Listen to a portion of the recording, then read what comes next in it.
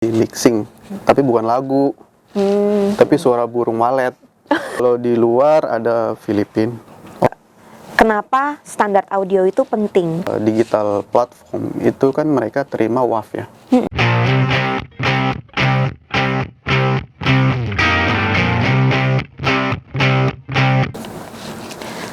Hai Sobat Art, kali ini di Next Talk masih dengan Mas Gilang nih, yang bisa dibilang dia ngerti soal audio gitu ya. Nah, kali ini kita akan mengupas lebih dalam mengenai audio ya, Iya, Mas betul. Gilang ya. Nah, sebelum kita kupas lebih dalam mengenai audio nih Mas, share dulu dong pengalaman menjadi seorang sound engineer. Pengalaman. Terutama cerita-cerita yang seru gitu. Kan klien-klien berbagai macam nih, Mas. Iya. Ya kan? Yang paling unik gitu. Pasti ngalamin kan Pernah. pengalaman yang unik banget nih, klien ini aduh gitu kan. Iya. Pernah nggak sih? Pernah banget. Jadi ada satu waktu saya terima itu project burung walet. Nggak tahu kenapa, jadi dia datang ke saya, Mas minta ini dong di mixing, tapi bukan lagu, tapi suara burung walet. Aneh ya. Dan itu saya ngalamin banget ya. Jadi dia bilang suara burung walet ini akan diputar di tempat peternakan burung walet untuk menarik si burung walet itu gitu. Oh. Gitu. Saya pun baru tahu gitu.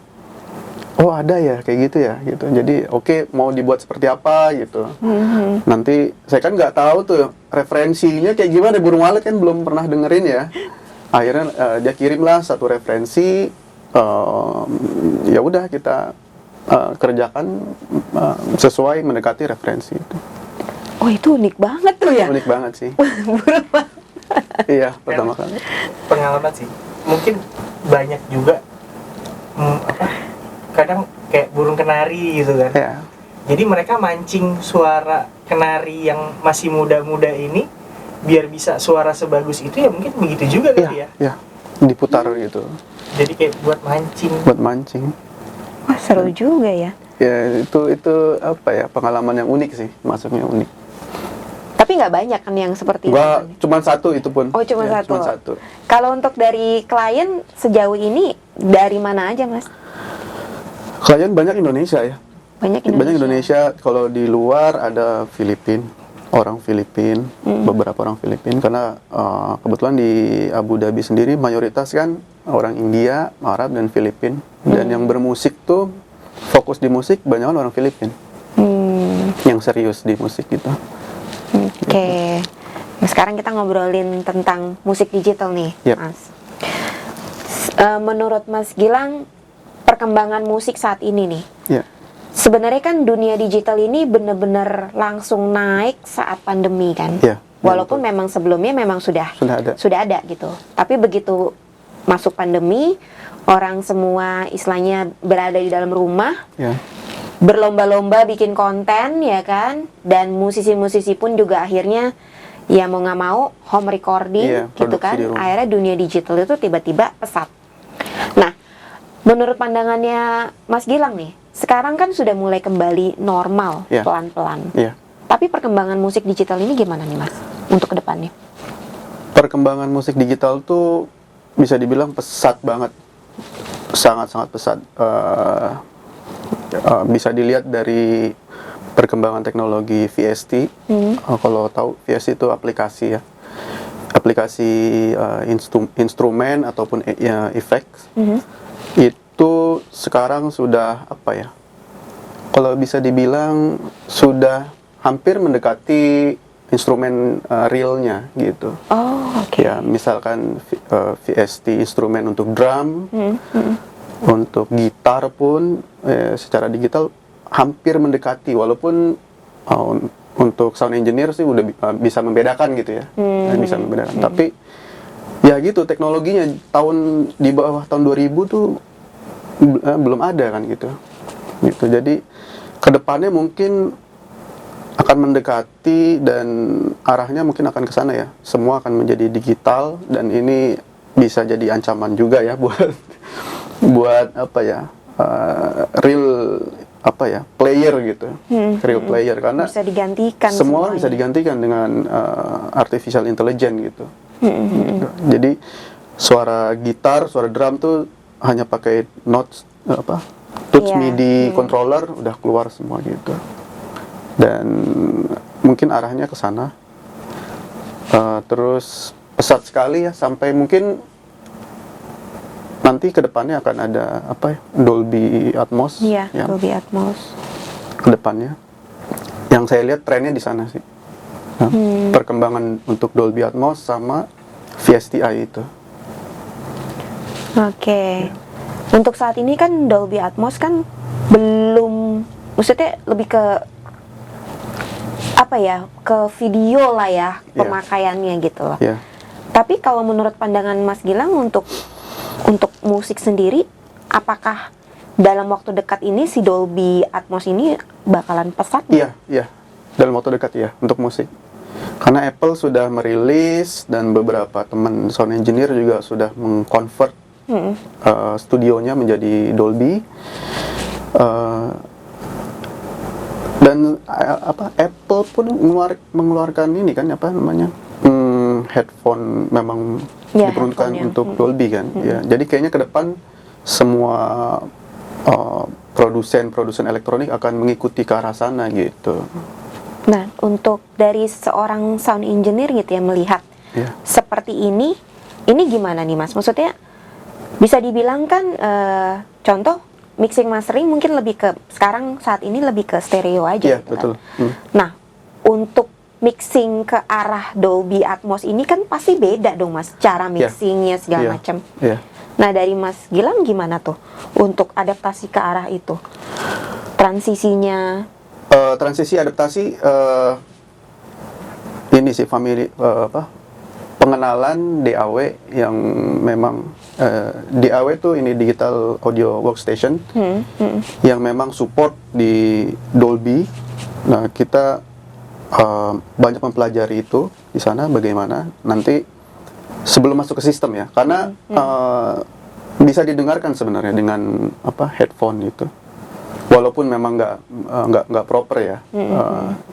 Tapi untuk pengenalan untuk istilahnya familiarization ya ke DAW-nya biar workflow-nya udah masuk dulu, nanti baru ke sistem gitu. Sistem bisa menyusul sih, mungkin dari biasanya kan stereo mungkin naik ke 5.1 atau naik 7.1 gitu, atau ke Atmos 7.1.4 gitu. Oke. Bisa Nah, bertahap ya. Kalau untuk standar audio nih, Iya. tadi kan kita juga sempat ngobrol-ngobrol ya. Iya, betul. Untuk standar audio, kan di Nexart ini kan sebutlah kita standarnya kan di 16 bit 4,1 kHz atau 24 bit 48 kHz. Iya, betul. Ya kan? Nah, dari Mas Gilang sendiri, Mas Gilang kan tadi sempat waktu kita ngobrol-ngobrol kan tadi bilang alasan untuk memilih di Nexart sebenarnya karena Nexart bisa untuk 48 Iya, betul. kHz, Iya. ya kan? Nah, sebenarnya apa sih Mas yang membedakan antara 44,1 dan 48? Sebenarnya kenapa itu penting gitu? Jawabnya bingung ya, penting nggak penting ya. Karena kalau dirasa pun sebenarnya nggak ada perbedaan. Kalau dirasa atau didengar gitu. Kalau saya orang awam dengar di kuping 44,1 dan 48 mungkin ada sedikit perbedaan tapi tipis Ya, sekali. hampir ya, nggak kerasa. hampir nggak kerasa gitu. Ya itu dia kenapa saya milih di Nexart. Pada awalnya kan coba tanya teman-teman sesama sound engineer gitu, ada referensi kemana gitu. Terus akhirnya kebetulan saat itu juga Om Agus Sardiman ada acara dengan Nexart gitu, di Instagram kalau salah. Iya, waktu itu ya. Live Instagram. Saya lihat terus saya gali, akhirnya memilih Nexart karena itu bisa masuk upload 48 kHz gitu. Karena secara empiris ya itu lebih baik ya dari 44,1 gitu. Oke. Masih ngobrolin tentang standar audio nih, Mas. Tadi kan sebelumnya juga kita sempat ngobrol kenapa standar audio itu penting? Karena dari beberapa user yang datang, karena mereka orang awam gitu ya, banyak sekali yang mereka nggak ngerti, kayak datang hanya dengan kualitas audio seadanya gitu ya, rekaman dari handphone atau yang dari MP3 di-convert gitu ya, minta kita convertin jadiin WAV gitu. Nah mungkin dari seorang sound engineer mungkin ya, Mas Gilang bisa bantu untuk kenapa sih standar audio ini sebenarnya penting loh? Iya, penting banget ya. Jadi kalau untuk masuk ke digital platform itu kan mereka terima WAV ya. Ya kalau secara logika WAV itu rata-rata besarannya tuh di atas 50 megabyte atau bisa 60, tergantung lagunya, tergantung banyaknya track ya. Sedangkan kalau kita pangkas jadi MP3 itu cuman 10 megabyte, 9 megabyte gitu. Bisa 8 kadang. 8, ya. Jadi yang dipotong tuh frekuensinya banyak banget gitu. Dan kita bisa bayangin kalau kita submit dalam bentuk MP3 itu udah dipotong banyak, terus di-convert lagi, itu nggak jamin deh itu hasilnya bagus gitu. Jadi kalau bisa untuk teman-teman musisi, minta ke sound engineer-nya, saya mau lempar atau kirim ke distributor atau agregator, ke Nexart gitu misalkan, minta file WAV-nya gitu. Dan mereka biasanya sound engineer ngerti kok gitu. Harusnya ngerti. Itu minta bitrate-nya kalau di Nexart itu bisa 16 bit 44,1 kHz atau 24 bit ya. 48 ya. Kalau lebih tinggi lebih baik deh, minta 48 kHz deh lebih baik gitu. 24 bitnya. Nah, kalau misalkan untuk standar audio nih, kan tadi waktu kita ngobrol-ngobrol juga, Mas Gilang kan juga sempat bilang sebenarnya standar dari masing-masing bisa dibilang nih beda-beda ya. Ini agregator mungkin standarnya yang seperti ini, tapi kalau untuk dilempar, contoh lah untuk ke YouTube gitu ya. Apa sih Mas standar? Itu standar ini kekencangannya. Itu beda lagi ya, pasti. Itu kalau itu kan standar data file format ya. Kalau ini standar kekencangan. Kekencangan itu kalau untuk digital, untuk digital itu minus 14 LUFS. Jangan tanya ya kepanjangannya ya, lupa. Jadi ya, kepanjangannya enggak, itu untuk digital. Untuk standar kekencangan digital tuh pakai LUFS gitu. Kan kalau untuk kalau untuk udara tuh desibel ya. Kekencangan udara tuh. Kayak kita berbicara ini pakai desibel. Tapi kalau digital pakai LUFS gitu. Oke. Nah, ini penting banget nih untuk Sobat Art nih. Jadi datang ke kita sebisa mungkin sudah disediakan file WAV-nya yang sesuai dengan standar. Karena sayang banget kalau misalkan datang dengan audio yang seadanya, dipaksakan di-convert menjadi WAV yang sesuai dengan standar yang dari Nexart gitu ya. Akan ada banyak sekali frekuensi yang hilang, terpotong gitu ya. Dan itu nanti saat dijadiin WAV pun juga, ya saat didengarkan itu kayak apa ya, mungkin bisa dibilang sih itu. Iya. Dia ditambah-tambahin aja sih, artifisial. Jadinya artificial. Iya. Oke. Nah, selain dari audio Mas, yang kenapa Mas Gilang ke Nexart tadi ya, karena alasan bisa 48 kHz. Tapi kan sebelumnya Mas Gilang kan sempat cek agregator-agregator lain. Iya, betul. Iya. Sejauh ini pandangannya Mas Gilang dengan agregator-agregator itu apa Mas? Kekurangannya selain tadi dari audio gitu. Tapi kan ya to be honest ya, setiap agregator pasti punya kelebihan dan kekurangan Mas. Jujur belum kekurangan belum ada. Belum karena Nexart ini sangat membantu banget sih. 24 jam gitu membantu. Saya waktu itu WhatsApp Mas Tomo itu cepat sekali ya. Jadi pada awalnya itu kan saya belum pernah WhatsAppan ya sama Mas Tomo ya. Jadi cuman coba sendiri dulu gitu. Sebelum menghubungi Nexart gitu.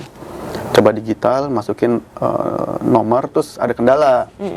Saat ada kendala langsung di WhatsApp gitu. Jadi cepet banget gitu. Saat itu ada kendala langsung dihubungi, masalahnya apa ini, langsung dibantu gitu. Dan itu kayaknya susah sih didapetin di tempat lain gitu. Iya. Yang cepat seperti itu. Oke. Iya. Nah, sejauh ini dari Mas Gilang sudah merilis 2 lagu ya Iya, di iya, Next Art betul. ya. Sejauh ini gimana nih Mas? Merasa oke nggak, atau apa nih, mungkin ada kritik dan saran untuk Next Art supaya kita bisa jadi lebih baik lagi ke depannya? Kritik dan saran, kayaknya tadi kita udah bahas ya, yang masalah websitenya akan berpindah ya. Iya, Ya, iya. kayaknya hanya itu aja sih.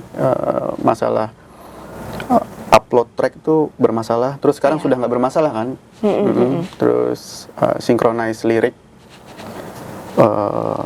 Di luar itu semua oke sih. Maksudnya nggak ada masalah yang sangat signifikan banget gitu. Dan semua dibantu kok. Jangan khawatir. Semua dibantu. Iya, memang kadang di website ada aja gitu ya, tiba-tiba ada bugs atau Iya, apa bugs gitu atau- kan yang iya. ya semoga nanti sistem yang baru bisa Iya. lebih baik dari yang sistem yang sekarang Iya, ini. iya. Kira-kira kapan tuh, Mbak? Beca. Mungkin ya kita sih lagi coba ngetes dulu sih. Iya. Kalau sudah udah running well gitu ya. Iya. Ya mungkin akan coba gitu Iya. ya, akan coba di trial gitu Iya. loh.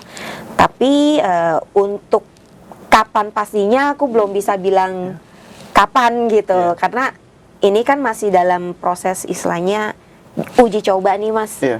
Gitu kan, apakah ada kayak ya entah bugs lagi atau error lah atau Iya. apa gitu ya. Iya. Jadi kalau itu belum ready, kita akan ya kita belum lah meluncurkan itu dulu Iya. gitu kan. Oke, siap. Gitu. Jadi nanti kalau sudah ready ya pasti nanti akan kita kasih tahu sih. Iya, iya. Gitu. Ada yang mau bertanya sejauh ini? Sudah oke?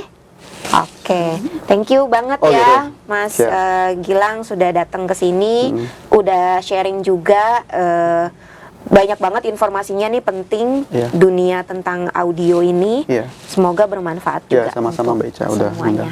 Ya. Oke, kita pamit dulu. Sampai ketemu lagi di video selanjutnya. Dah.